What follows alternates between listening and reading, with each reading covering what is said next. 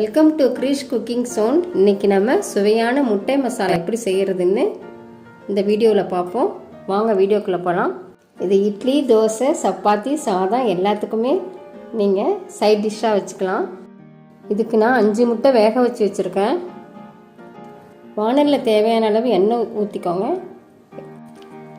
எண்ணெய் சூடானதும் 2 பட்டை, 2 கிராம்பு, ஒரு பிரிஞ்சி இலை சேர்த்துக்கோங்க. சோம்பு 1 ஸ்பூன், பண்ண ஒரு பெரிய வெங்காயம் சேர்த்துக்கோங்க. சேர்த்துட்டு நல்லா கண்ணாடி போல் வதக்குங்க. வெங்காயம் பொன்னிறமாக ஆகிற அளவுக்கு வதக்குங்க. ஒரு பச்சை மிளகாய் கட் பண்ணி சேர்த்துக்கோங்க.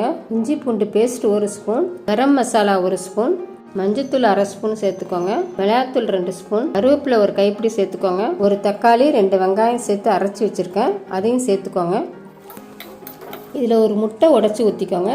அப்போ தான் திக்காக வரும் குழம்பு. மசாலாவையும் முட்டையும் சிம்மில் வச்சு கிளறி விடுங்க, இல்லைன்னா முட்டை அடி பிடிச்சிடும். பார்க்கவே எவ்வளோ சூப்பராக இருக்குது பாருங்கள். இது மட்டுமே நீங்கள் சாதத்துக்கு சைட் டிஷ்ஷாக வச்சுக்கலாம். உப்பு தேவையான அளவு, சிறிதளவு தண்ணி சேர்த்து கிளறி விடுங்க. இப்போ தடுப்பாக கொதிச்சிருச்சு.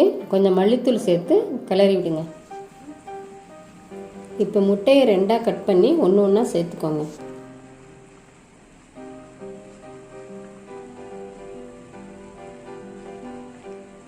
உங்களுக்கு குழம்பா நிறையா வேணும்னா தண்ணி நிறையா சேர்த்துக்கோங்க.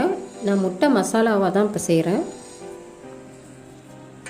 முட்டையை சேர்த்துட்டு முட்டை உடையாத அளவு மசாலாவோட நல்லா கிளறி விடுங்க. ஒரு 10 நிமிஷம் நல்லா கொதிக்க விடுங்க. அப்போ தான் மசாலாவும் முட்டையும் நல்லா ஒன்று சேரும்.